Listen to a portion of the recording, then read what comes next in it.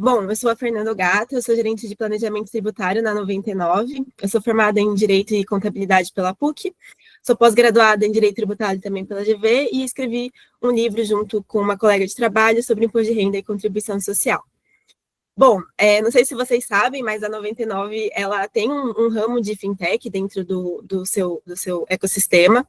A gente não é só uma empresa de corridas, de entregas, mas também a gente tem esse lado de carteiras digitais, a gente faz parcelamento de boletos, a gente faz processamento de pagamento de boletos, parcelamentos de PIX, parcelamentos de pagamento de cartão de crédito e também empréstimos pessoais. Então, a gente tem um ecossistema muito grande dentro desse mundo de fintech, dentro da 99.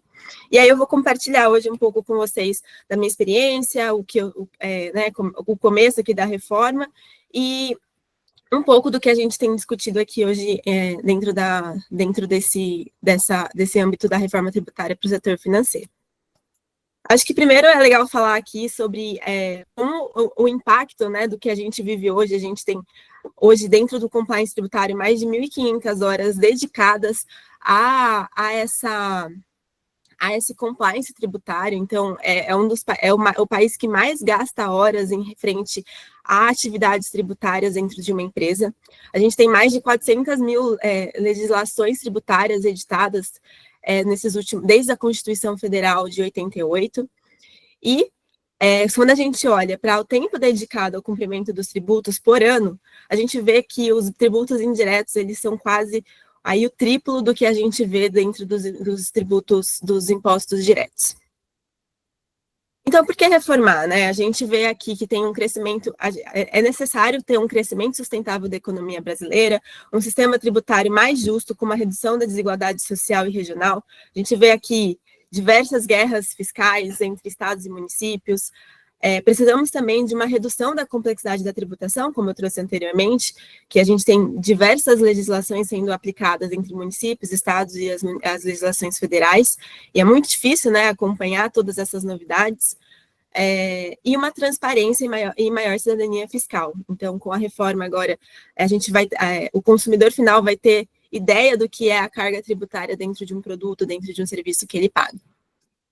E para também mitigar alguns problemas, como cumulatividades, as bases fragmentadas e imperfeitas, a complexidade que eu já trouxe, essa guerra fiscal entre estados e municípios, e também tentar mitigar esse elevado grau de litigiosidade e insegurança jurídica que a gente tem. Hoje, os processos em execução fiscal pendentes, eles ultrapassam 75% do PIB nacional. E aí, buscando, então, com a reforma tributária, a neutralidade tributária.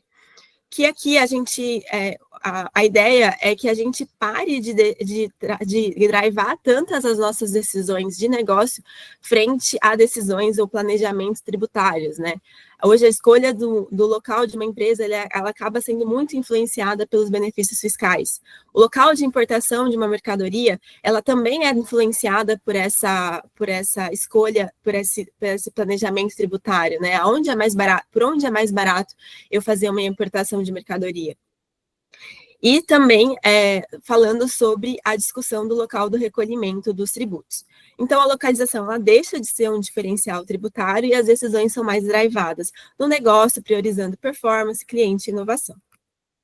Bom, aqui então, só trazendo um overview da reforma, a gente vai deixar de ter 6 tributos para ter 2 tributos, um IVA dual de CBS e IBS, e aqui as alíquotas, quando a gente fala do sistema tributário, do sistema financeiro, a gente ainda não tem uma definição das alíquotas, mas a discussão é que as alíquotas fiquem em torno de 10% a 20%. Hoje, a gente está discutindo a Lei Complementar 108, que está pendente de aprovação, e aqui falando de um período de transição de 2026 a 2033, sendo que o próximo ano a gente já começa os testes de IBS e CBS.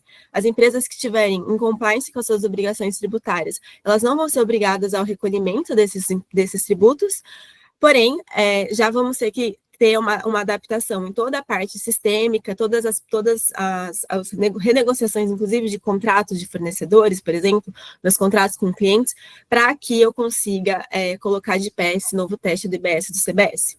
Em 2027, o CBS ele é totalmente implementado, a PiscoFins e o IOF Seguro, eles deixam de existir, e entre 29 e 32 a gente tem um aumento proporcional do IBS e uma redução gradual do ICMS e do ISS. Em 2033, finalmente, a gente chega com o novo sistema tributário totalmente em vigor. Bom, e aí, né, agora trazendo para o nosso mundo aqui, e para as empresas financeiras, né, como é que fica?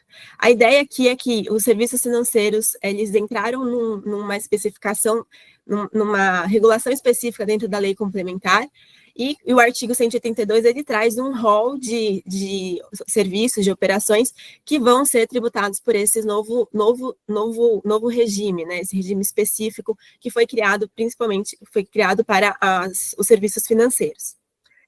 E aqui eu queria destacar um ponto que a gente hoje, né, com o sistema tributário que a gente tem uma assimetria das operações, que são iguais ou similares. Então, como hoje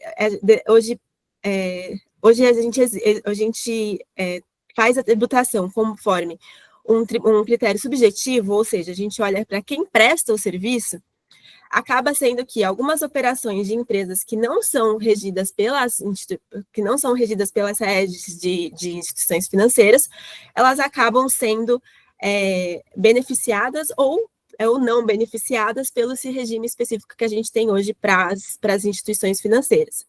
E o que a gente vai ter a partir da Lei Complementar 214 é um critério objetivo. Então, a gente vai começar a olhar que serviço é prestado, que tipo de operação é essa? Será que essa operação está sujeita ao serviço financeiro ou ela está sujeita ao serviço sob a regra geral?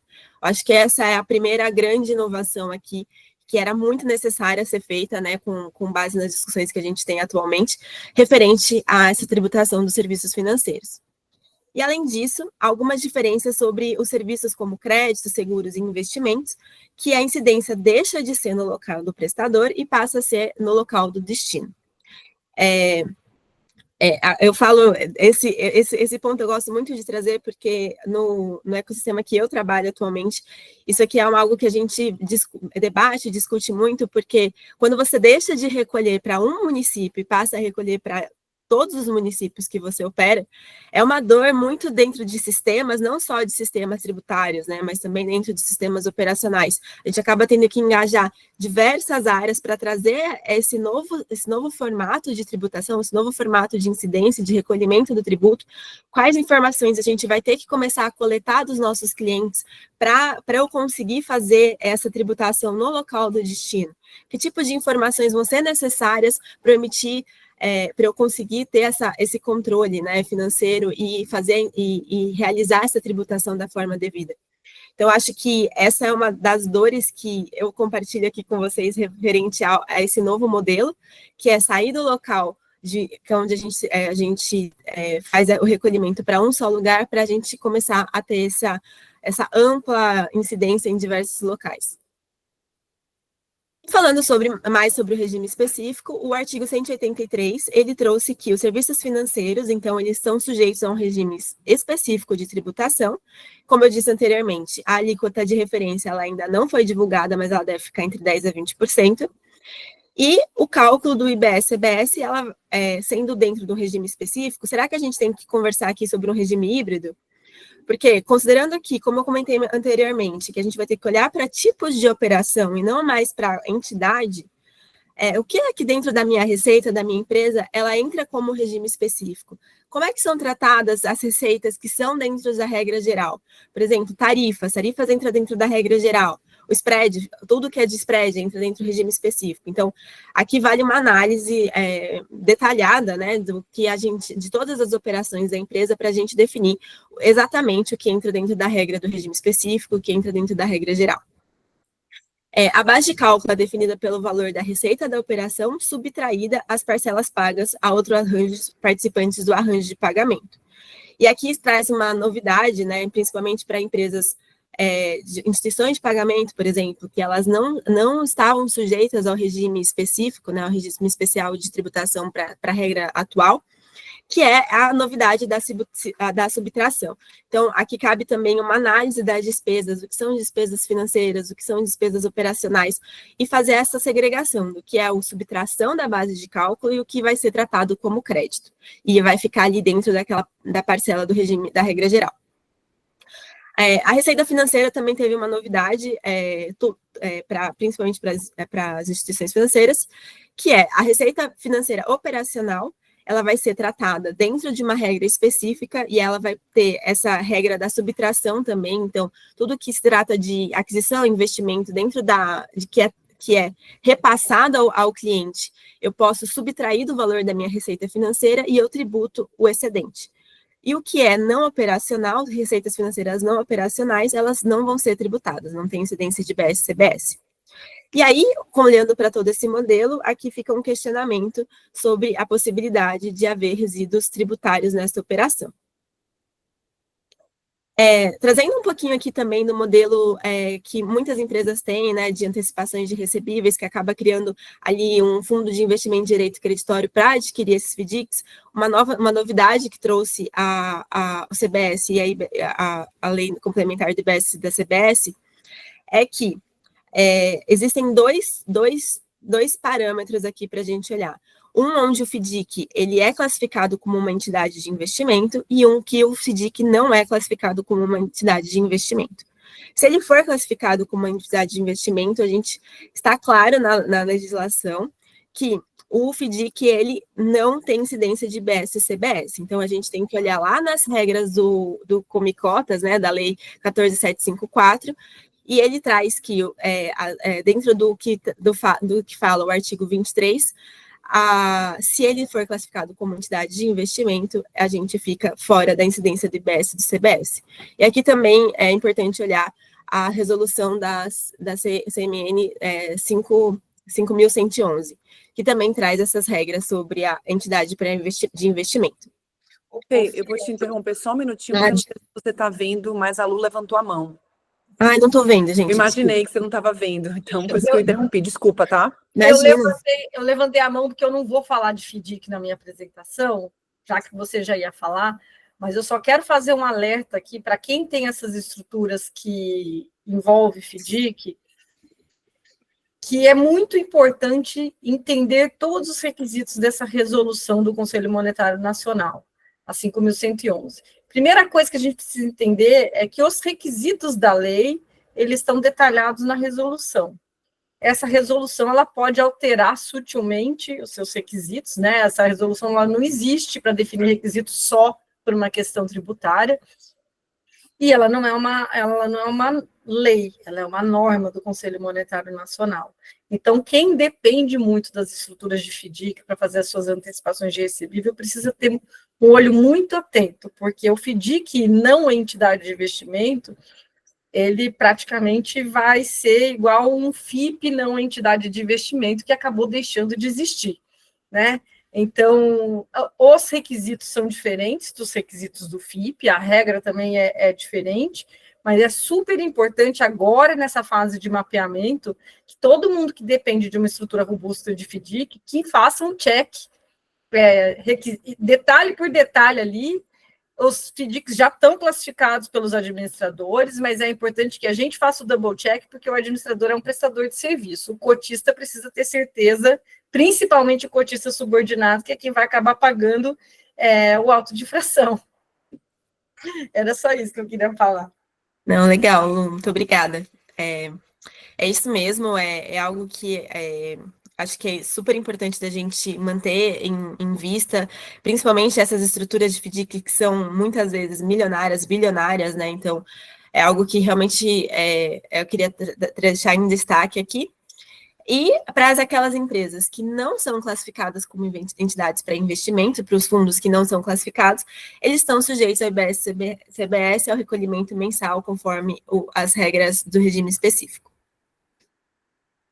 Bom, falando um pouquinho da responsabilidade solidária também das plataformas, aqui eu quis trazer esse slide mais para as empresas que são fintechs, que que estão aqui dentro desse âmbito, né, de responsabilidade solidária de plataformas. A gente sabe que a Lei Complementar 214, ela trouxe muitas inovações em relação à responsabilidade tributária do que a gente já via no CTN, e aqui a própria Lei Complementar, ela traz que, se a plataforma ela for responsável por algum elemento essencial da operação, como cobrança, pagamento, definição dos termos e condições e entrega, ela pode sim ser responsável solidária pelas obrigações tributárias.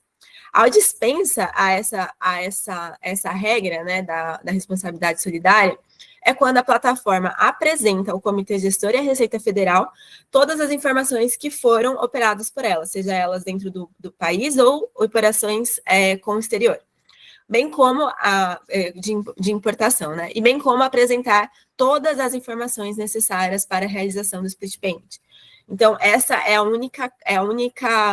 são as únicas regras que traz a lei complementar para a dispensa dessa responsabilidade solidária. Mas aqui eu acho que é um ponto muito importante, porque quando ela traz pagamento, né, principalmente, ou definição em termos e condições, ou até a cobrança, aqui envolve uma gama gigantesca de empresas. E como é que a gente vai fazer, né? Como é que a gente vai fazer esse controle? Será que a gente vai ter que começar a reter essas notas fiscais? A gente vai ter que ter um arcabouço de notas fiscais de parceiros, de fornecedores? E como é que também vai ser regulada essas informações que o Comitê Gestor e a Receita Federal vão solicitar das plataformas digitais? Eu acho que esse é um ponto importante também. Hoje a gente ainda não tem um layout, uma forma de como essas informações vão ser cobradas das plataformas e qual vai ser a periodicidade, qual será o nível de detalhe que vai ser exigido das plataformas digitais. E só voltando aqui, mais um ponto que lembrei, é que também tem um outro lado, né? Como eu comentei anteriormente, quando a gente muda de prestação de local, a prestação de recolhimento de um local para tributar no destino, aqui também entra, acho que o mesmo ponto de que tipo de novas informações eu vou ter que colher do meu cliente, que tipo de novas informações eu vou ter que colher do meu fornecedor. Então, eu acho que esse é um ponto que a gente está aqui num pezinho já entrando na transição, e esses tipos de informações elas ainda não estão tão claras, tão evidentes, e não há um layout para a gente começar a se preparar, né? Porque são tantas mudanças que a legislação vem trazendo que a gente vai ter que correr atrás para conseguir ficar em compliance com tudo, mas tem muitas zonas cinzentas ainda, e eu acho que quando a gente liga muito a desenvolvimento de operação, principalmente falando aqui de plataformas, que eu vou ter que solicitar para minha plataforma, para ela começar a colher informações diferentes dos meus clientes, dos meus fornecedores, como é que isso fica? Qual que é o prazo que eu consigo? Será que eu vou ter tempo para fazer isso? Então, eu acho que esse aqui é um ponto importante para a gente ficar atento em relação à responsabilidade solidária. E, por fim, só trazendo algumas outras considerações, já foi anunciado pela SERPRO que a gente vai ter o fim da DESIF, a DESIF não vai mais existir, e vai ser instituído a DERE. A minha sensação, aqui é uma opinião mais pessoal, é que a DERE ela foi criada com um nome bonito para a gente ter uma obrigação acessória referente às instituições financeiras, porque todas as conversas que a gente tem ouvido hoje com o governo é que eles estão muito focados no regime da regra geral, né? Então, toda a parte de desenvolvimento ali, ela está muito focada na regra geral, e acaba ficando ali um pouquinho para trás as regras referentes às instituições financeiras. E aqui fica talvez até um desabafo em relação a isso, mas eu acho que a gente precisa ainda entender como é que vai ser essa DERE. Será que ela vai ser muito próxima da DESIF? Será que ela vai pedir mais informações? É algo que ainda o layout ainda não foi disponibilizado, e também não tenho visto que isso vem nos próximos, num curto espaço de tempo. E a última consideração que eu queria trazer aqui é referente à alíquota de CSLL para as instituições de pagamento. Como a lei complementar, ela trouxe que ela não traz especificações relativas a imposto de renda e à contribuição social. Porém, ela deixa claro que as instituições de pagamentos elas são equiparadas a instituições financeiras. E aqui fica um red flag sobre o enquadramento das instituições de pagamento como sujeitas, né, às regras das instituições financeiras, até escrevi errado aqui, as IPs enquadradas como instituições financeiras, sujeitas à alíquota, então, de 20% da CLL, não mais 9%. E aí, olhando para o futuro, né, depois de tudo isso que eu trouxe, tentando dar uma pincelada aqui nas coisas que a gente vem discutindo, mas eu acho que o que cabe para as empresas daqui para frente, né, é realmente começar a mapear todas as operações, entender quais são as receitas e despesas da entidade, entender quais são as receitas que vão estar sujeitas ao regime específico, as receitas que vão entrar na regra geral, e olhando para isso também, quais são as despesas que a gente vai poder tratar como subtração, que a gente vai tratar como crédito. E aqui é algo que a gente fala muito aqui dentro da minha empresa, é que o escopo é uma tarefa de todos, né? O escopo da reforma tributária, ela não é apenas uma tarefa do tributário, porque isso acaba atingindo todas as áreas. Compras vai ter que renegociar os contratos.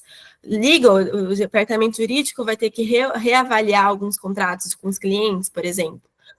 Quando a gente olha para a parte de FP&A, a gente vai ter que reavaliar como vai ficar os budgets daqui para frente, como é que é a minha perspectiva para frente com esse novo imposto, e olhando para o meu período de transição. Também é importante olhar para a área de tesouraria, por exemplo. A gente vai ter um impacto, talvez, dentro no começo ali de 2027 para esses créditos que vão deixar de ser aproveitados, considerando o split, né, que a gente muda para o regime de caixa.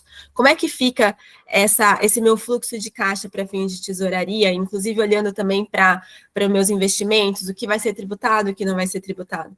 E além da área de negócios, para avaliar quais são os impactos que a gente vai ter para o nosso cliente, para a nossa precificação. Como eu disse, já a reavaliação de investimentos também. E aqui eu entendo que gera um grande espaço também para um planejamento tributário, porque eu vou começar a olhar, opa, aqui eu tenho um crédito sobrando dentro dessa empresa, mas porque eu tenho talvez uma grande gama de subtração, será que eu consigo fazer um planejamento? Como é que fica melhor a estrutura da minha empresa? Então, acho que esse é um espaço muito grande para a gente reavaliar.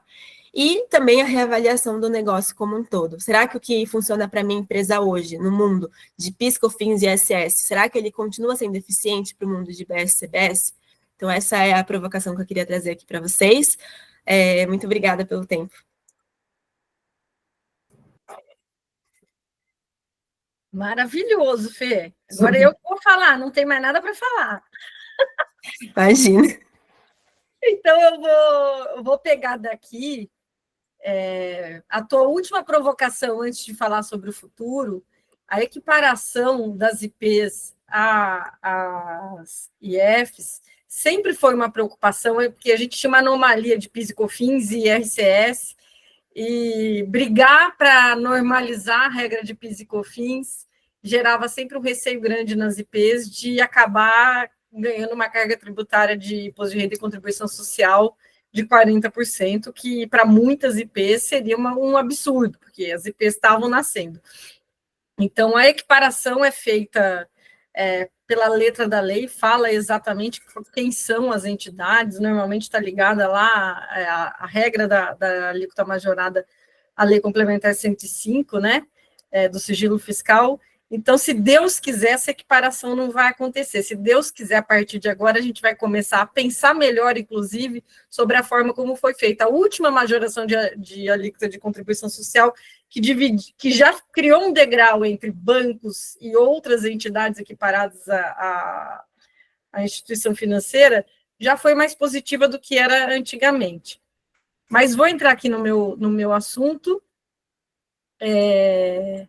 Queria, enquanto eu pego aqui o material para compartilhar, queria agradecer muito os muitos amigos que eu estou vendo aqui. Estou nervosa, porque eu estou vendo um monte de amigos, não vou nem falar o nome de ninguém para não correr o risco de errar, e queria dizer que eu estou muito feliz de estar aqui, junto com a Caliane e com a Fernanda, fazendo esse dia legal, falando de reforma tributária do setor financeiro. Eu dediquei muitos anos da minha vida ao setor financeiro, e ajudei com a Nara, que agora a Nara é a rainha do tricô, mas eu e Nara montamos juntas o curso de tributação no mercado financeiro e no mercado de capitais, lá na GV.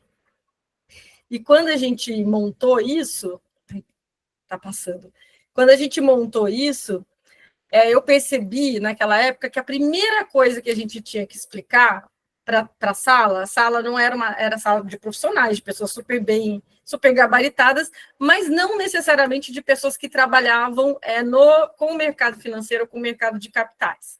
Então, acho que a primeira coisa que eu trouxe para cá, porque virou meu lema, é tentar explicar um pouco sobre esse setor. É um setor super regulado, que tem entidades específicas, e aí eu estou falando do segmento como todo o mercado financeiro e o mercado de pagamentos também, tá, gente? Que também é regulado pelo mesmo Banco Central. A gente tem aí uma série de instituições, na origem dessas instituições, cada uma tinha uma definição, e ainda tem, de atividades que podem fazer. Então, o que a gente viu foi que a legislação tributária emprestou muito conceitos que vieram da legislação do arcabouço jurídico que regulamenta essa atividade. São aquelas leizinhas que eu botei ali, 4595, que falam o que é um banco, que é a Caixa Econômica, o que é o Banco do Brasil, para que serve o Banco Central, o que são os mercados de capitais, o que faz a CVM, o que são valores mobiliários e por aí vai. Então, tem esse arcabouçozinho.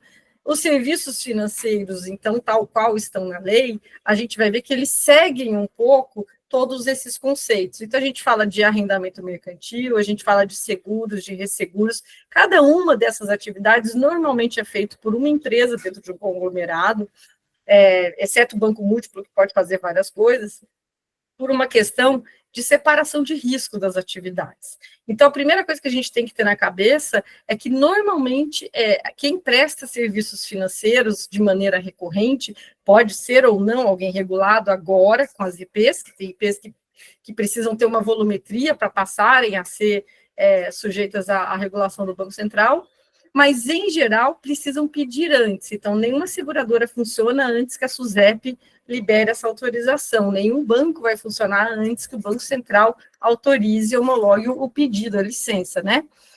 Então, existem muitas atividades que existem dentro desses conglomerados que são oferecidas de maneira estrategicamente pensada pelo conglomerado. O IOF, a tributação do LISE e do CDC, por exemplo, quando a gente vai comprar um carro, para a gente não interessa se está comprando um carro parcelado, está financiando ou fazendo um arrendamento mercantil. Para a gente interessa o que é mais barato na nossa parcela, né? O tributo sempre fez a diferença sobre o que seria o mais barato nessas operações. Eram operações tributadas de maneira muito diferentes.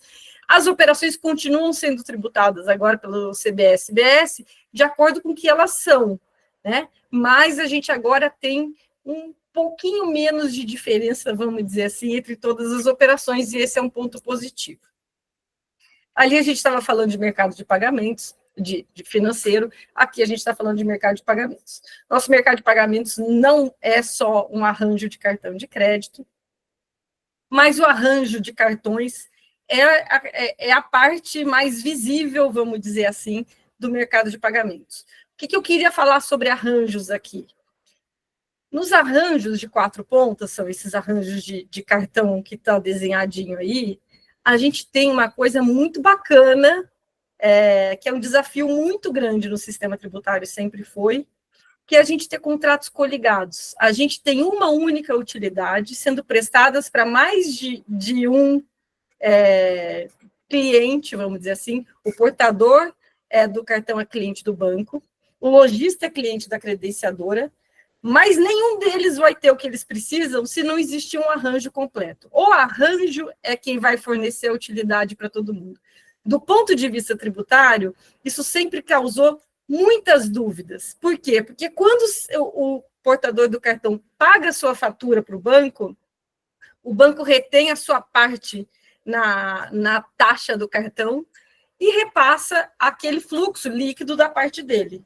A credenciadora pega esse fluxo, fica com a parte dela, a bandeira recebe a parte dela, lógico também, e repassa para o lojista já líquido. Então, o fluxo financeiro, o fornecedor que paga o seu cliente, né? E paga isso tudo líquido. E a utilidade é uma única utilidade. Então, a gente fala que a taxa do cartão é uma receita dividida entre muitas partes. Isso sempre gerou dúvida tributária sobre qual é a base de cálculo do PIS, da COFINS, do ISS, por aí vai. Eu sempre defendi, desde muitos anos atrás, que é o NET MDR, no caso da credenciadora, por exemplo. Ela paga a receita que é própria, não o fluxo financeiro que entra. Mas a gente vai ver daqui a pouco, as autuações existem para todos os lados. É importante falar que em meios de pagamento, então, a gente tem instituições financeiras e instituições de pagamento fazendo a mesma coisa ou fazendo coisas diferentes, tá? Porque quando a gente tem uma conta de pagamento que a IP faz, para quem está usando aquilo, a utilidade é a mesma de uma conta bancária, uma conta de depósitos à vista, uma conta corrente. Outra coisa importante que eu queria dizer é que esse setor é responsável por uma parte expressiva da arrecadação. E é muito fácil fazer arrecadação em cima do setor financeiro, porque existe aquele... É um setor estigmatizado, que todo mundo acha que sempre pode pagar mais, então... Por isso que a alíquota da contribuição social, por exemplo, é bem maior.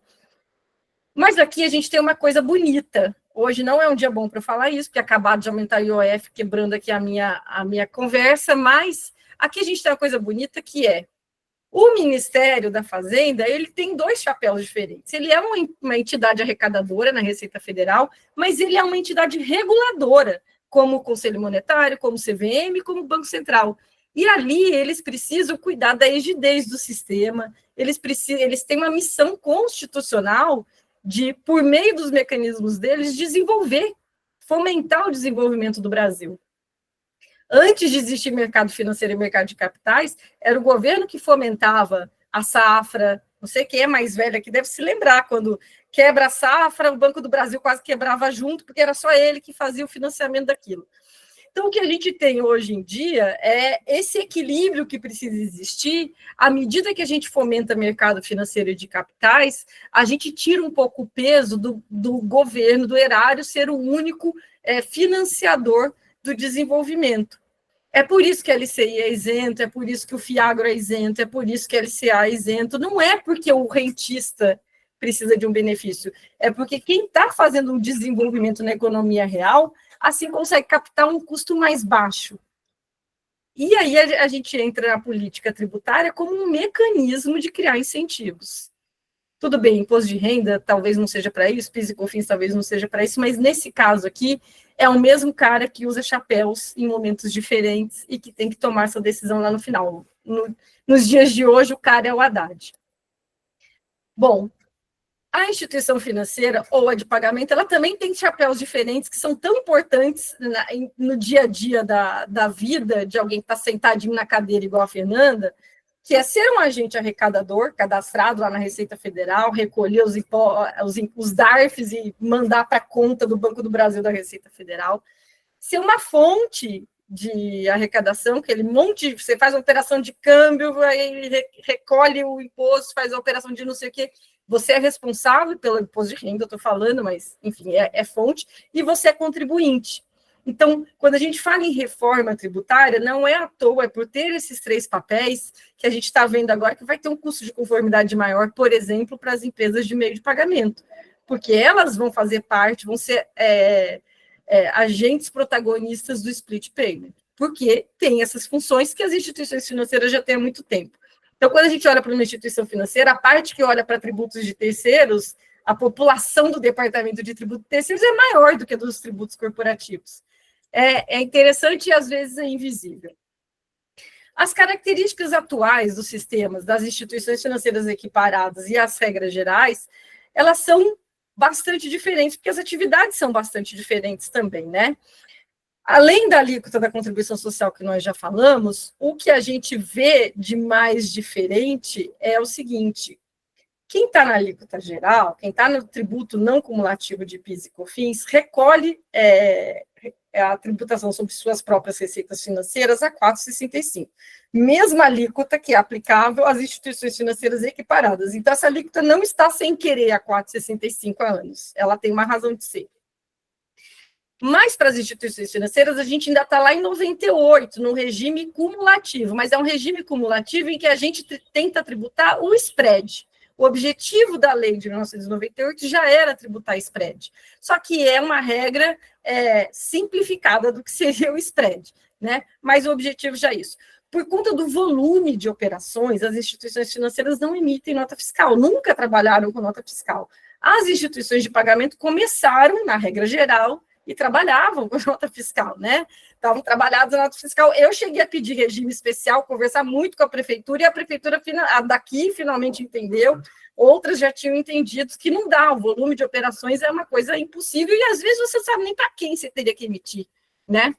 Então, para simplificar aqui, mas o que a gente mostra? A gente mostra nesse quadrinho que existe uma anomalia muito grande. A gente tem a Lei das Instituições de Pagamento, que é a 12.865, é de 2013, e o nosso sistema tributário nunca foi atualizado para contemplar de uma maneira adequada essas instituições. Na minha visão, elas pagaram muito caro por isso esses anos todos, porque nunca puderam deduzir o funding da sua base de PIS e COFINS, e ficaram com muita insegurança jurídica, que a gente vai ver agora mesmo. Então, quando a gente olha para a base de PIS e COFINS das duas, a gente vê uma tributando a 9,25 e a outra 4,65, uma podendo deduzir uma série de despesas aqui para fazer essa base net, que em tese daria o spread, e a outra fazendo uma base não cumulativa, mas que a quantidade de créditos desse tipo de entidade, prestador de serviço, a gente sabe que não é lá tão relevante, né?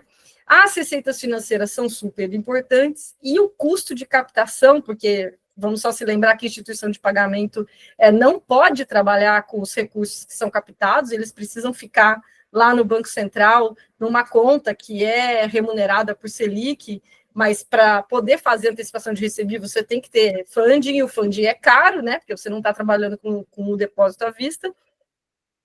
Então, aqui a gente tinha uma assimetria que era realmente muito ruim do ponto de vista da competitividade.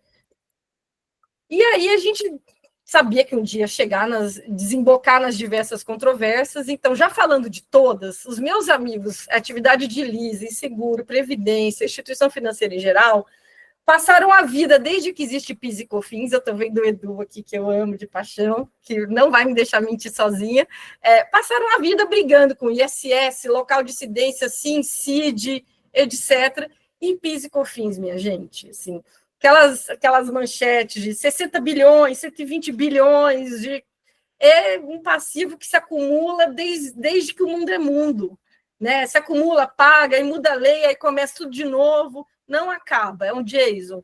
E a gente tem vários temas aqui decididos no STF, milhões de anos depois, ou ainda não decididos. E nas IPs, o que a gente vê? Estou me concentrando nas IPs porque é onde a gente tem mais dúvidas, é mais nebuloso o mundo de hoje.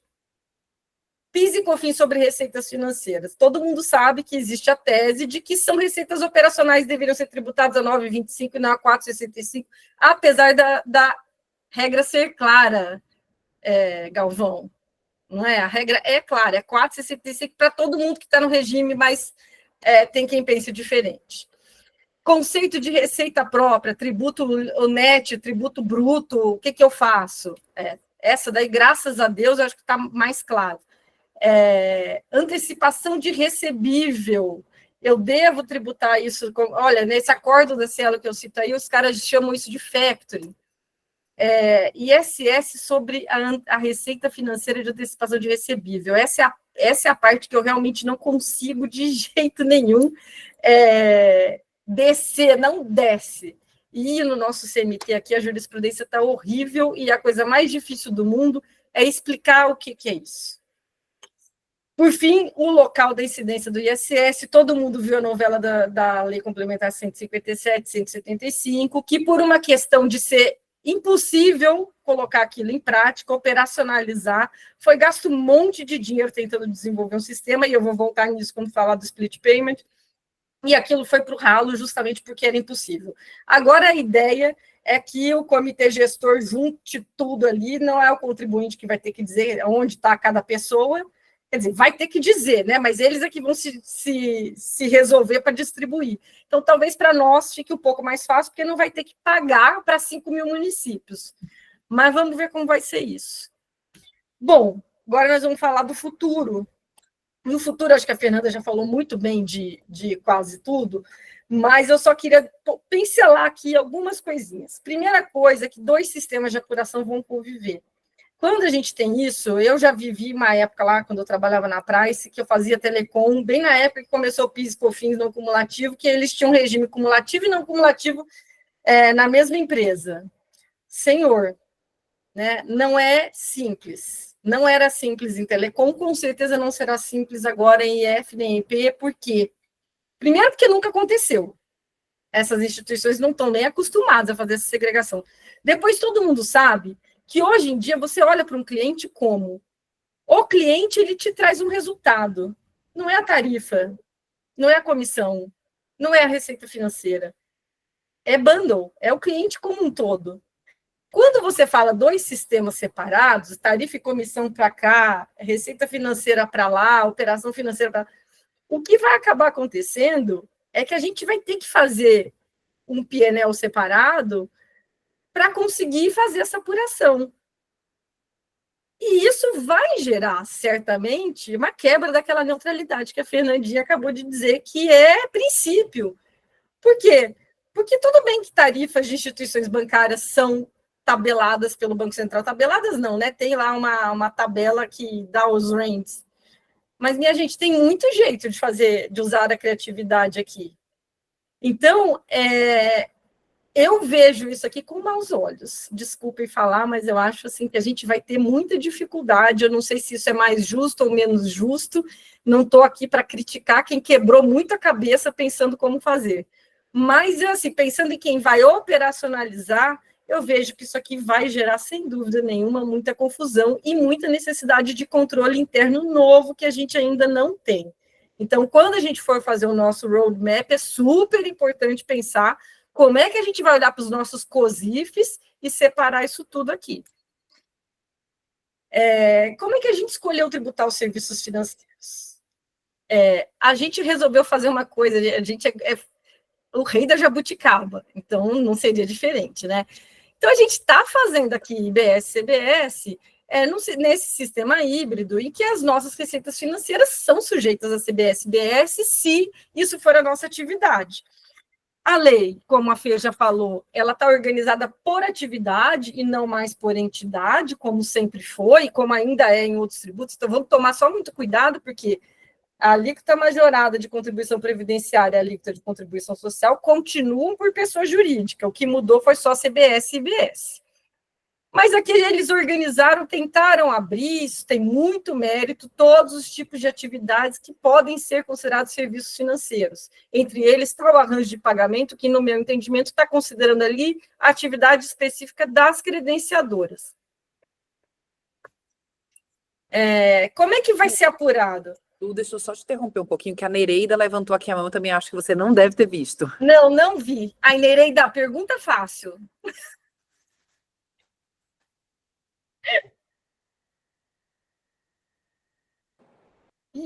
Nereida perguntou, mas saiu. Eu não sei se ela está no mudo. Não, não.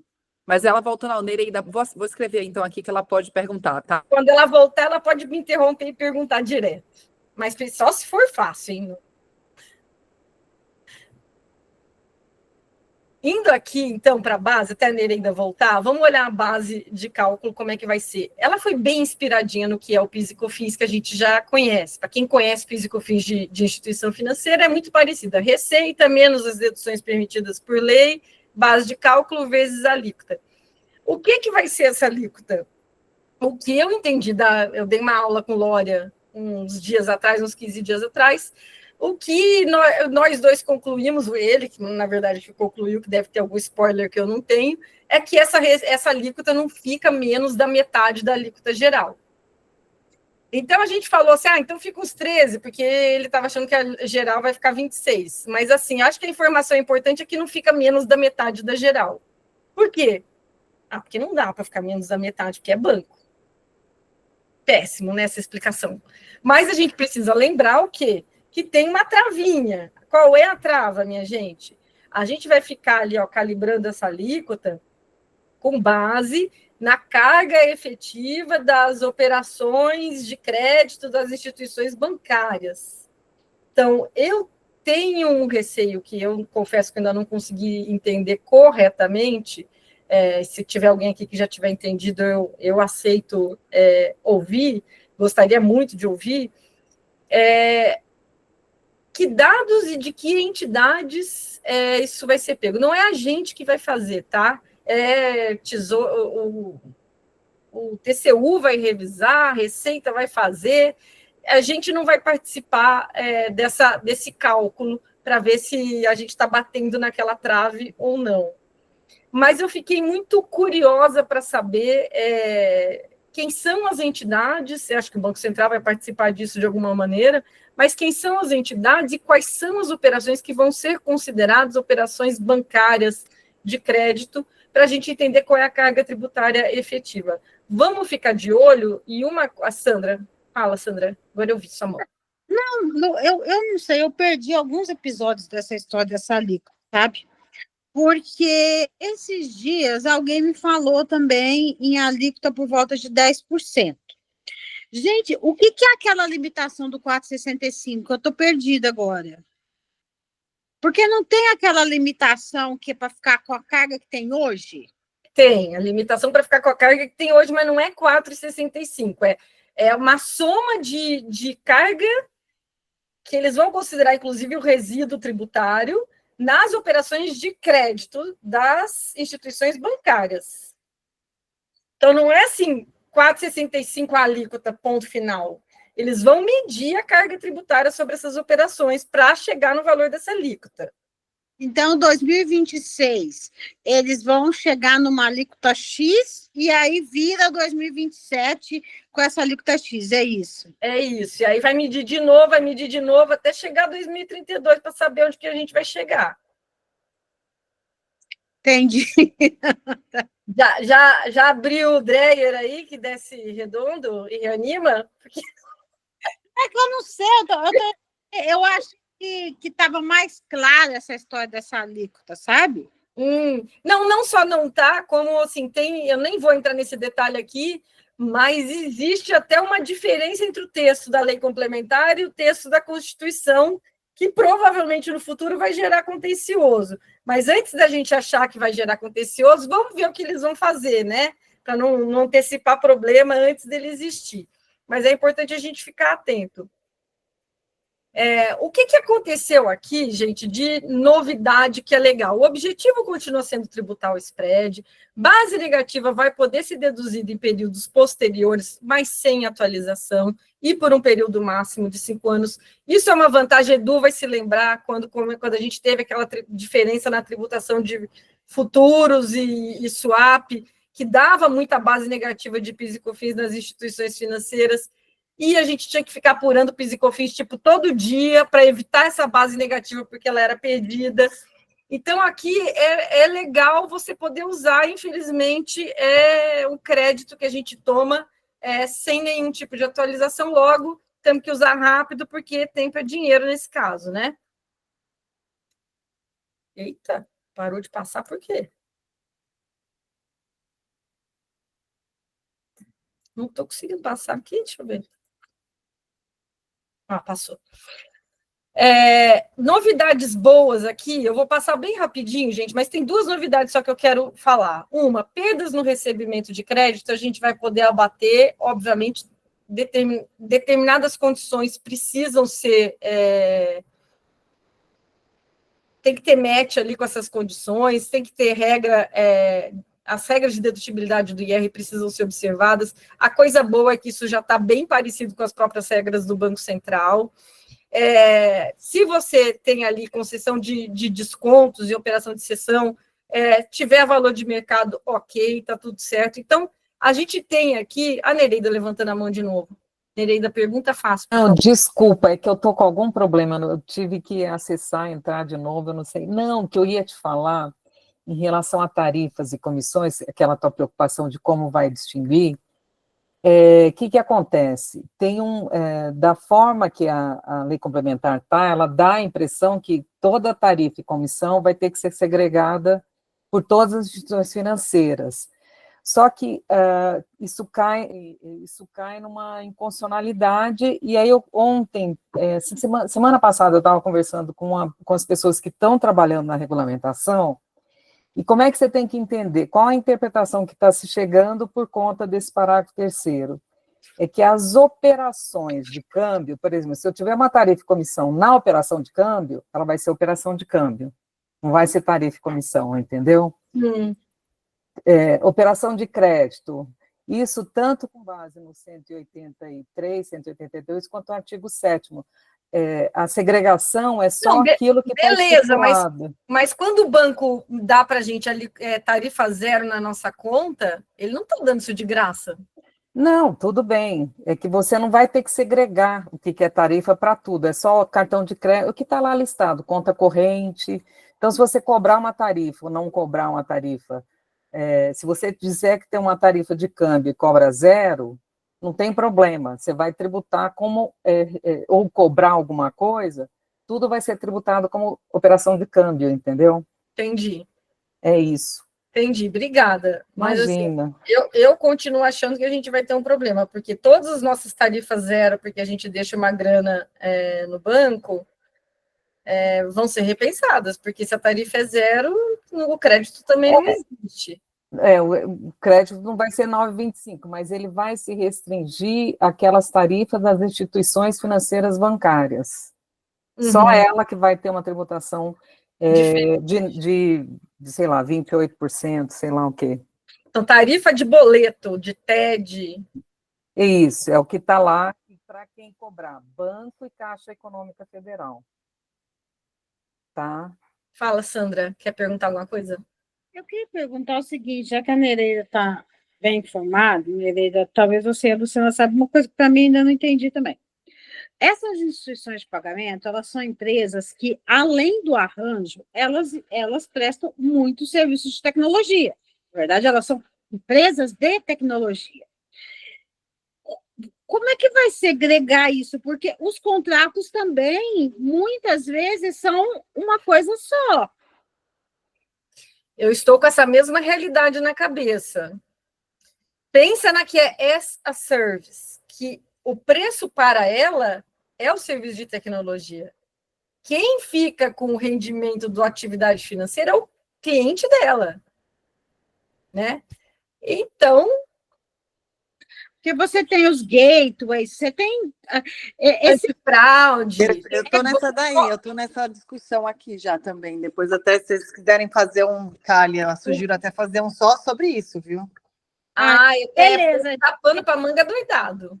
Porque assim, eu estou bem perdida, porque é muita coisa. Eles têm uns contratos bundle lá, e também tem uma outra coisa. Entre as instituições de pagamento também mudam. Algumas prestam alguns serviços de tecnologia, outras prestam outros. Eu realmente, assim, não... Não, tá bem, a gente tem mapeado isso aqui, discutido bastante, mas aquilo roda e não chega a lugar nenhum, eu estou nessa situação. É que, enfim, estamos tentando apagar incêndio de hoje, que saiu o aumento do IOF. Então, assim, estamos por partes. Então, assim, apagando um incêndio por dia, mas eu super concordo, Sandra. Mas Gil, é ótimo você estar falando isso, por quê? Porque você está na bola.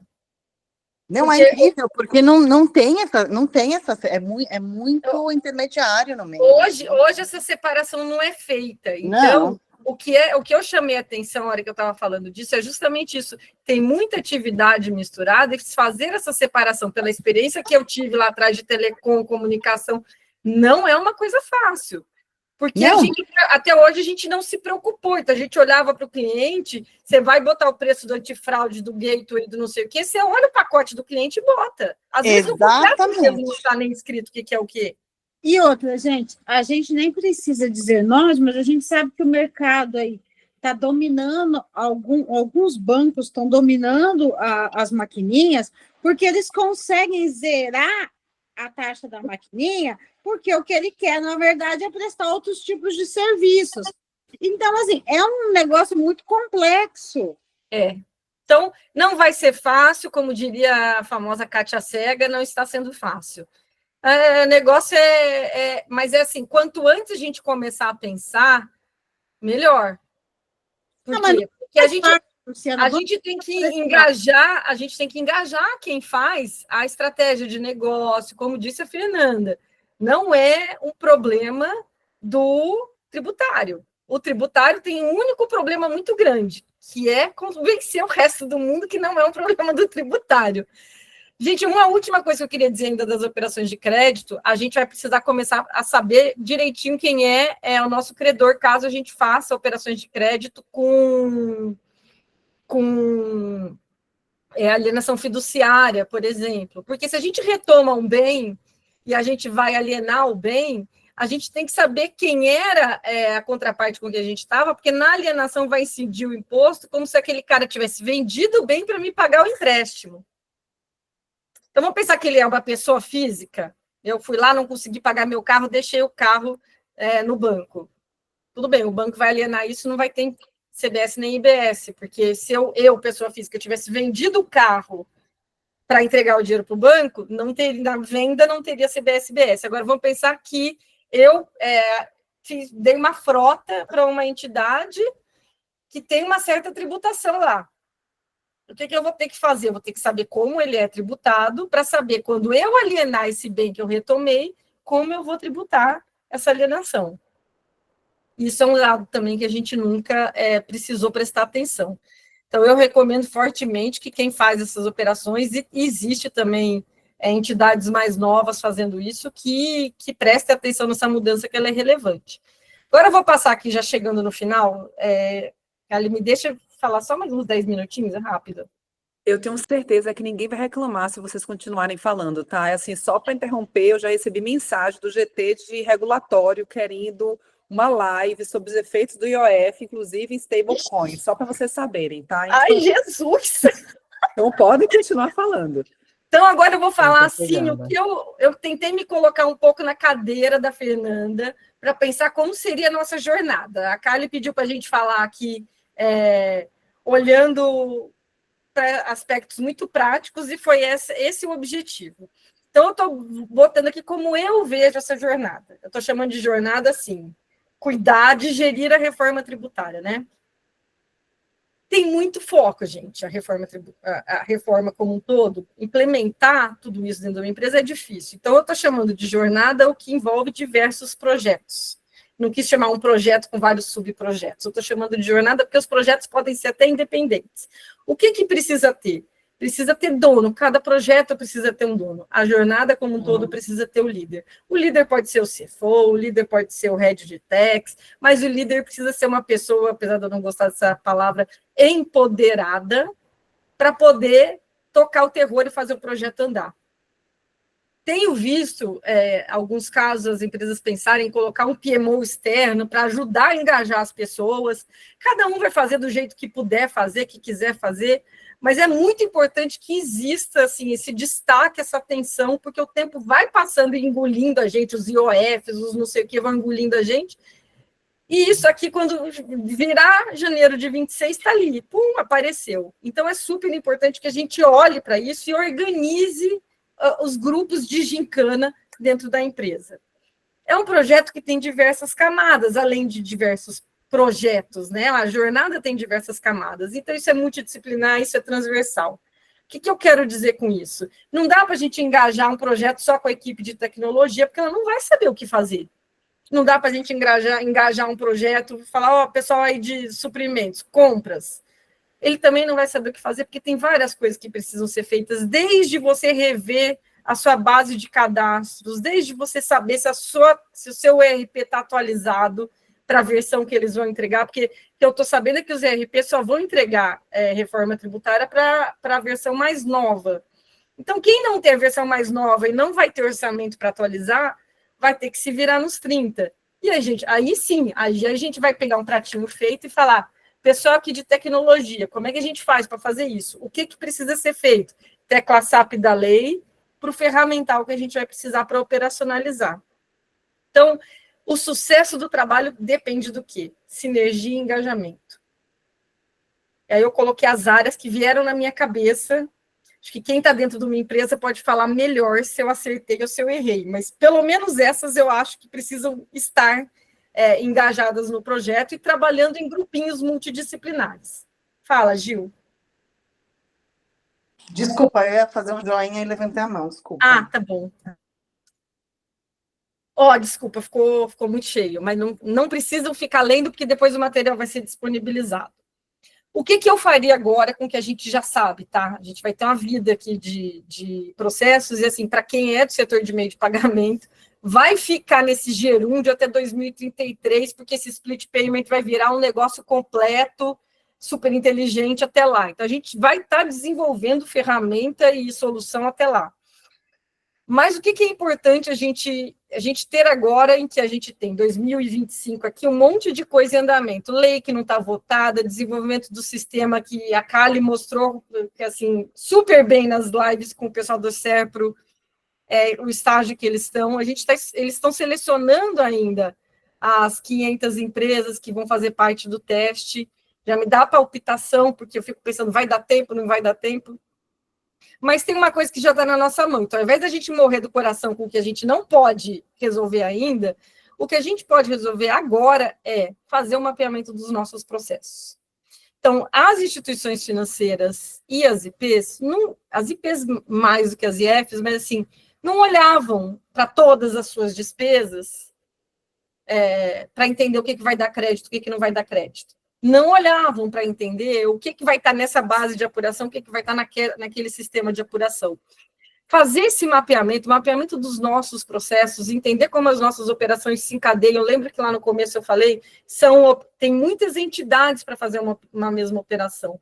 Então, a gente fala assim, a IP faz antecipação de recebível. Não, às vezes não é ela, às vezes ela cede, e quem faz é o FDIC, ou quem dá o empréstimo é SCD, quem faz é SFI, depende de como o grupo é arrumado. Nas instituições financeiras, a mesma coisa. É importante agora a gente olhar cada entidade, saber quem está fazendo o quê, com base em que modelo de negócio. Qual é o negócio jurídico? Porque se a gente mapear isso direitinho agora, a gente vai conseguir passar para a próxima etapa, que é o diagnóstico as-is.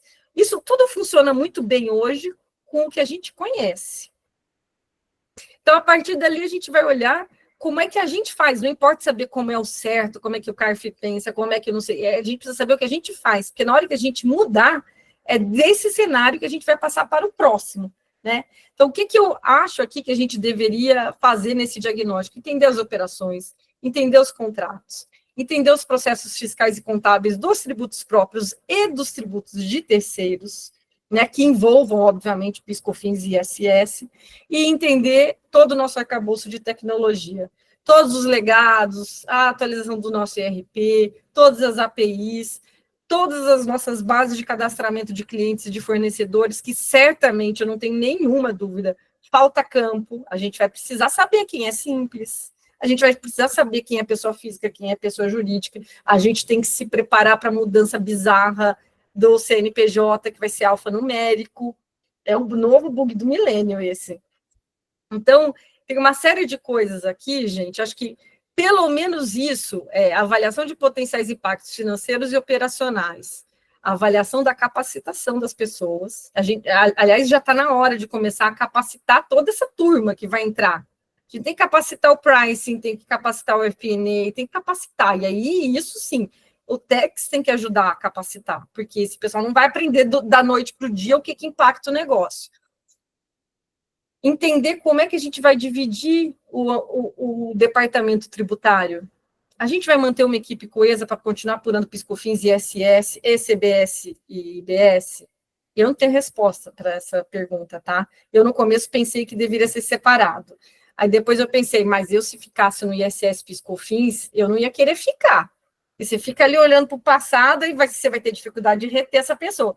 Enfim, a Lucilene está aqui, é muito mais experiente do que eu com gestão, pode até dizer o que você pensa, Lucilene, eu gostaria muito de te ouvir. Olha, eu estou na mesma linha que você.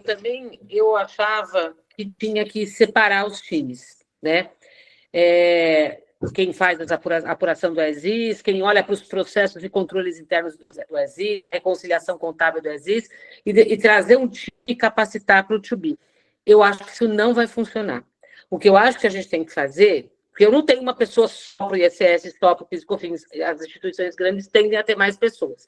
eu ia alternando. Então, olha, esse mês você vai fazer a apuração de PIS/COFINS e de ISS, esse mês, no outro mês você alterna, você vai alternando as pessoas, porque senão a gente vai correr um grande risco de chegar lá na frente e a gente não ter todas as pessoas capacitadas, porque quem não foi capacitado no IBS-CBS, como que eu vou capacitar depois? Então, eu acho que a gente tem que fazer um job rotation. Eu pensei, no começo, até numa empresa que a gente estava fazendo já o desenho de DO, né, de desenho organizacional, para hoje, em 2032, a gente foi pensando, não, talvez seja melhor a gente segregar os times, deixar separado quem vai fazer a transição aí do novo sistema e o outro continua garantindo o que tem hoje. Eu acho que isso não vai funcionar. Eu acho que a gente precisa dar a oportunidade de todo mundo fazer tudo para garantir que lá na frente, porque tem que pensar o seguinte, não é que acaba o PIS/COFINS e o ISS em 2032, sei lá, o PIS/COFINS acaba em 2026, eu tenho mais 5 anos de fiscalização. Então, eu tenho que ter essas pessoas motivadas, preparadas, para poder receber fiscalização, atender, prestar esclarecimentos. Então, assim, eu acho que separar times pode criar problemas comportamentais, pode criar problemas de insegurança, e depois eu vou ser mandado embora porque eu não vou saber o IBS-CBS. Eu acho que não vai funcionar, na minha visão. Não vou ter empregabilidade. Não tem empregabilidade, passado, né? Tudo isso. Já tem Eu também acho. No começo eu pensei que separar fosse mais fácil, mas não, acho que não é. Já mudei de ideia. Não é. Eu acho que todo mundo tem que saber fazer tudo, até porque a gente tem decadência de 5 anos para ser fiscalizado. Depois, ainda tem contencioso, porque aquilo que gerou problema vai ficar muitos anos para frente. Eu tenho que ter gente interna que sabe ajudar o contencioso a defender. Então, essa segregação é pior. Porque nós gente, já tem uma verdade, né? Empresas muito grandes que têm departamentos tributários com 100, 150 pessoas, e são várias, lá no final da jornada em 32 vai sobrar gente. A gente sabe disso. E a gente sabe que talvez as empresas vão ter que fazer todo um processo interno de realocação dessas pessoas em outras áreas de finanças. Contas a pagar, contas a receber, FP&E, contabilidade. E com a falta de mão de obra geral que a gente tem em finanças, todo mundo é realocável, né? Se a gente criar um plano de geração de competências, como eu costumo dizer. Então, eu tenho pensado assim, Lu, entendeu? Adorei sua intervenção, é muito bom, porque assim, a gente começa a entender, e assim, a gente tinha outras dificuldades de organização, que já era, onde fica o tributário, no jurídico ou no financeiro, né? Essa é a pergunta que sempre vem. Agora a gente tem uma subderivada dessa, que é, como é que eu organizo dentro do tributário, não importa onde ele fique. Mas eu tô com você. Eu acho que eu acho uma coisa, essa mudança vai exigir ainda muito mais a integração dos times de tributário nos processos de negócio, mas nos processos de finanças, principalmente. Sim. Entendeu? Dentro do processo de orçamento, né? Nós vamos ter que fazer, como que a gente vai incluir isso no processo de orçamento, como que o pricing vai falar com o orçamento, enfim, tem uma lógica aqui que não é só a área tributária, os CFOs deveriam chamar todos os seus as suas verticais de atuação e começar a entender a interdisciplinaridade de tudo. Acho isso, entendeu? Perfeito. Concordo com você, mas quem sou eu para discordar, né? Lucilene é... Não, eu só sei dizer o seguinte, graças a Deus que eu não quero ser um CFO agora, entendeu? Eu acho que quem tem mais bucha na mão são os CFOs, entendeu? Deus me livre. Bom, pessoal, cheguei no meu último slide.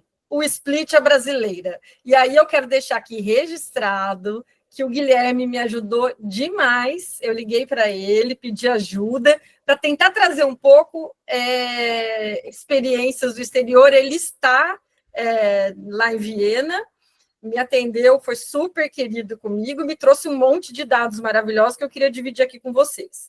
O nosso split... ele é que nem o nosso sistema de tributação dos serviços financeiros, ele também é nossa jabuticabinha aqui, que a gente está criando. Então, a gente já tem 2 pés de jabuticabas diferentes na reforma. O split implementado internacionalmente é diferente do nosso. Ele é sempre mais simples para ser menos oneroso. As instituições de meio de pagamento, eu não sei como vai ser isso, mas o custo para desenvolver tudo isso vai ser muito grande. Esse é um problema lá na Europa. Então, tem 2 modelos. O depósito pelos destinatários em conta de VAT vinculado ao fornecedor. É um modelo que pega negócios B2B, usado na Polônia, Itália e Romênia. E tem um outro modelo mais simplesinho ainda, que é a retenção de percentuais específicos sobre as liquidações financeiras realizados pelas instituições de pagamento, em operações normalmente eletrônicas, né? Operações digitais, Costa Rica e Colômbia. Gente, só da gente ver que são esses 5 países os nossos exemplos, a gente já começa a sentir aqui o cheiro de problema. Porque se fosse uma coisa tão simples, um negócio que simplesmente trava o risco de gap tributário, a gente teria outros países aí, tipo um Israel, que é o rei da tecnologia, uns Estados Unidos, uma Suíça, sei lá, a gente teria países aí que costumam estar na vanguarda de tudo. O que a gente aprendeu a partir de informações, os dados que o Gui catou para mim estão ali, ele procurou aqui que os custos, o pessoal lá da Europa fala que os custos para desenvolver um sistema de split são tão altos que a ideia é que não se paga. A redução da evasão em função da existência do split payment não é suficiente para justificar o custo de desenvolvimento desse tipo de sistema. O Reino Unido está num projeto de desenvolvimento desde 2018 e conseguiu começar os testes em 2020, no final de 2023. Então, após quase 6 anos. Trouxe essa informação aqui por uma questão muito relevante. A gente tem 1 ano para botar a primeira etapa do split em place.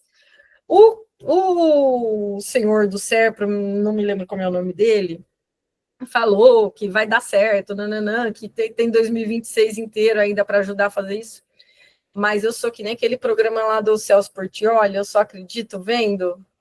Eu estou realmente muito, muito preocupada com o que será isso. É lógico que a tentação de fazer o split payment é muito grande por essa razão que está nesse dado. O Brasil é o principal país de economia informal do mundo. Do mundo. Isso somos seguidos pela Rússia, pelo México. Qual é a fonte, Lu? Desculpa, que eu não estou enxergando desse dado. Então, é a primeira ali de cima? Não, é a segunda, TheGlobalEconomy.com Ranking Shadow. É um dado do G20, é um estudo do G20 esse. Obrigada. Então, nós somos a economia mais informal do mundo. Então, o split payment é realmente uma tentação para nós. Eu adorei ver na live que a Cali fez essa semana, o pessoal falando sobre como é que esse pessoal que é a tia do cafezinho do ponto de ônibus vai sobreviver a isso. Isso é um problema super grande. Estava o pessoal da Reut, estava a Alessandra, não era, Cali? Não lembro, não sei o nome de todo mundo, mas é imperdível, vão no YouTube procurar. Estava a Lê, que é a rainha, né, do varejo, foi Casas Bahia e tal, e está agora na Revisia, e que é interessante porque o grande público da Revisia começou com empresas PME. Estava o Rafael, que é o CEO de uma fintech, estão trazendo essa visão de caixa, que eu fiquei com aquilo na minha cabeça 10 dias em caixa, e estava o Paulo, que eu não sei falar o sobrenome, gente, porque é muito difícil, que é ex-Sovos e é da Humanitax agora, que é a cadeira de CFO. Então, vale super a pena assistir, gente. Não estou fazendo jabá, não. Eu estou assistindo tudo que eu posso, mas seleciono aqui também, porque não dá para assistir tudo, e esse daí é o canal, eu estou inscrita para receber a notificação. Esse problema aqui faz com que a gente queira muito desenvolver o split, então acredito que quando a gente quer muito uma coisa, talvez a gente consiga. Isso vai trazer outros problemas. Eu não sei se a gente falou da responsabilidade tributária, que foi uma coisa que a gente conseguiu brigar ali para tentar isolar com condições, mas eu me preocupo muito com outros tipos de responsabilidade que podem aparecer aqui, em como se faz o split, né? Responsabilidade consumerista, responsabilidade também com a neutralidade, com que não deveria ter impacto concorrencial.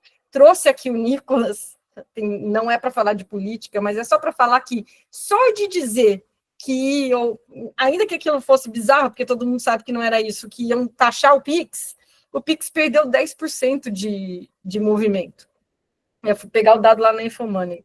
Então, se a gente coloca o split payment primeiro no cartão e depois no boleto, ou na TED, ou no Pix, a gente migra o meio de pagamento. A gente migra, porque isso vai dar um impacto concorrencial imediatamente. Quem oferece que meio de pagamento. Eu acho que era isso que eu tinha para falar. Cronograma do Serpro eu só botei aqui para quem quiser saber. E aí está meu e-mail, caso alguém queira falar comigo. Queria agradecer muitíssimo. Como é que eu faço para tirar isso daqui? Queria agradecer muitíssimo a todo mundo que ficou aqui até agora. Desculpa passar do horário, mas, assim, tentei do máximo reduzir, mas não consigo. Nossa, meninas, obrigada. Vocês arrasaram, foi muito bom. E, Lu, só pegando um gancho aqui do que você falou sobre a questão do split, em algum grupo, acho que foi o Theo, o Lucas da Reut confirmou que ele estava hoje lá em Brasília discutindo e que a Receita confirmou, certo, que não tem nenhuma tecnologia de split so far. E aí, gente, quem quer fazer perguntas? Não tem. Que era o que o Robson falou para a gente naquele dia, né?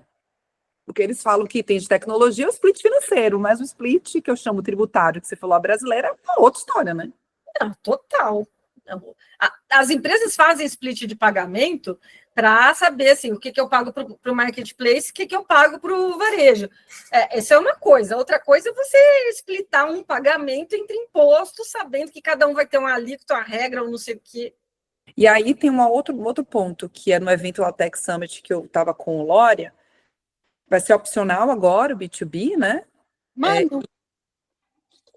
E além disso, o que foi mais que ele falou para mim que eu fiquei... Não tem período de teste, né? Então, aparentemente, começa em 2027. Senhorita!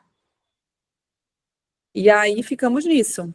Não temos mais informações. É duro. É duro.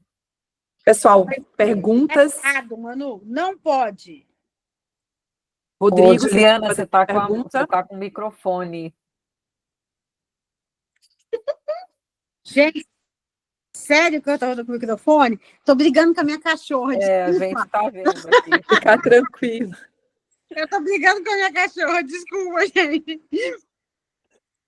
Rodrigo Reis, cadê você? Já foi embora? Tá aí, né? Vai perguntar? Não, tudo bem? Boa noite, pessoal, tudo bom? Tudo ótimo. Parabéns aí pela iniciativa, Kali, muito legal. Acho que eu vinha falando com você no paralelo que essa iniciativa aprecio muito essa iniciativa porque é um setor muito específico. A gente tem carência de profissionais realmente que entendam com propriedade. Por sorte, a gente na 99 tem a Fê, que entende muito. E parabéns também aí a Luciana pela exposição. Acho que eu vou só fazer uma ponderação aqui. Acho que concordo basicamente com tudo que foi exposto aqui. Acho que a gente ainda vai amadurecer muito aí no decorrer do tempo, durante a transição. Tem muitas definições para serem feitas aí. Eu acho que no que diz respeito a pessoas, eu acho que é algo muito sensível, né? Justamente porque a gente trata com legado, transição, questões de empregabilidade e tudo mais. Acho que eu deixo somente uma via adicional aqui relativamente pode fazer sentido, né? Deixar o BPO, talvez com legado, enfim, colocar sua equipe para focar no que é novo, enfim, para se pensar, né? E eu acho que todo esse movimento aqui que a gente discutiu, que vocês expuseram aqui hoje, relativamente a instituição financeira, meio de pagamento, enfim, todas essas discussões corosas aqui, me faz pensar que há muito espaço. Eu acho que o número hoje de fintechs no Brasil é muito expressivo, né? Acho que toda empresa que hoje tem um ativo, que o ativo acaba migrando para fintech. Não tenho qual é a fonte, mas eu acho que a última vez que eu consultei, aproximadamente, na verdade, mais de 2.000 fintechs, algo dessa natureza, dessa grandeza, eu não tenho certeza, mas algo me faz crer que, somada à nova economia, os novos modelos de consumo, novos modos, novas precificações, tudo me faz crer que eu acho que deve aumentar a quantidade de instituição financeira. Isso tudo somado a subtração, alíquota reduzida e todos esses arranjos que a gente tem visto aí, acho que pode ser uma tendência. Então, é a ponderação que eu gostaria de fazer aí. De novo, parabéns. Edu. Fala, Edu. Primeiro, eu gostaria de dar parabéns, Luciana, Fernanda, a Kali pela iniciativa. Eu acho que eu vou falar agora sobre um outro aspecto, né? A gente precisa de exemplos, a gente precisa de mulheres falando que nem vocês. Aqui tem provavelmente algumas futuras Lucianas aqui, algumas futuras Fernandas aqui, duas meninas do meu time estão aqui, Helena, Juliana, a Luciana, a Fernanda passaram pela PwC, a Luciana foi um exemplo para mim durante anos. Quando a gente está falando de reforma tributária, a gente está falando de um projeto que é de país, né? E o país precisa se reindustrializar, então a gente vai ter aumento de carga tributária aqui ou ali, mas se de fato a expectativa do governo estiver certa, esse processo de reindustrialização acaba acarretando maiores salários, acaba acarretando aumento de PIB, por aí vai. Então, e o split payment, a gente duvida em relação ao split que vai dar certo, mas se der certo, vai ser um case mundial, né? Vai mesmo. E aí o Brasil implementando isso em um ano, de fato, vai ser algo bastante admirável. Mas obrigado, acho que a gente discutir um pouco mais o setor financeiro, ele é crucial, porque quando a gente está falando de reforma, a gente não está falando de uma reforma tributária, a gente está falando de várias reformas tributárias. Ela é uma para as não financeiras e ela é outra para as financeiras. Muito embora de vez em quando pareça bastante simplório, a gente está ali rearranjando base de PIS e COFINS, não é. Não é e não é um projeto do tributário. É uma nova maneira de fazer negócio nesse país. Obrigado. Mais algum comentário, pergunta? Eu só queria dizer aqui que Edu ainda é minha inspiração. Que fofo. Edu, Gil, todo mundo é querida, minha família. A gente trabalha uma vez juntos, fica para sempre família. É muita alegria encontrar vocês aqui, ter esse prestígio de estar com vocês, com a gente. Assim como a Kali e a Fê, que também todo mundo saiu do mesmo saco. A Sá também está aqui, tá? A Sabrina está aqui? Está aqui, ela está quietinha, mas até porque eu fui falar exatamente isso. Eu mandei uma mensagem para o Edu, eu falei, Edu, eu estou me lembrando da gente da PwC, todo mundo estagiário. Nossa, a Lu já era uma lenda, né? Então, assim, eu dava naquele andar, quando você via a Lu passando, já era uma lenda, né? Então, assim, eu tenho muito a agradecer muito a vocês, as perguntas, assim como a Lu, tem outras pessoas fantásticas, a Nereida, a Sandra, a Lucilene, como ela falou. Nereida era minha chefe, ela não gosta que eu fale, mas ela era minha chefe. Então, agradeço super. Quero também agradecer a Rodrigo, que ele é o nosso embaixador, né, do WLF. A Eduardo, que eu acabei de mandar uma mensagem para ele, mas ele não me respondeu o convite, se ele aceita ou não. Então, a gente também precisa desses homens, né, como você mesmo falou, das mulheres, mas esses homens que são apoiadores, porque para a gente ainda tem muitos percalços para a gente conseguir chegar até o topo, né? Então, agradeço demais. Caso queiram repetir, com toda certeza.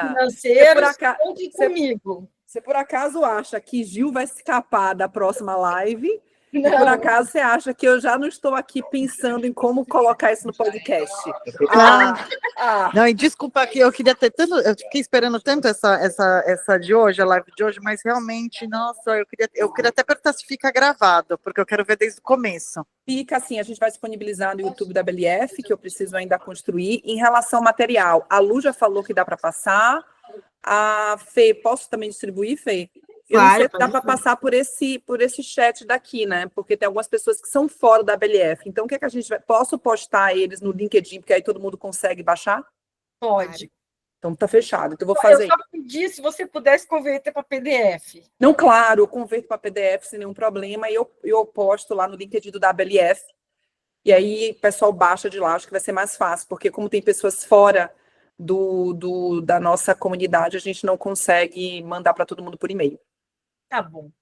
Muito obrigada, Fê, Lu, assim, parabéns. Muito obrigada, Já Kali, vou pelo falar convite. para as meninas do próximo encontro live, que elas agora, ó, primeiro começou com a Ju Zobaran e com a Carol da Reut, agora vocês só sobe a régua, gente, só sobe. Muito feliz, obrigada, Foi viu? muito bom. Beijo para todo mundo. Boa Um noite. beijo, tchau, tchau. Tchau. Obrigada. Boa noite, gente.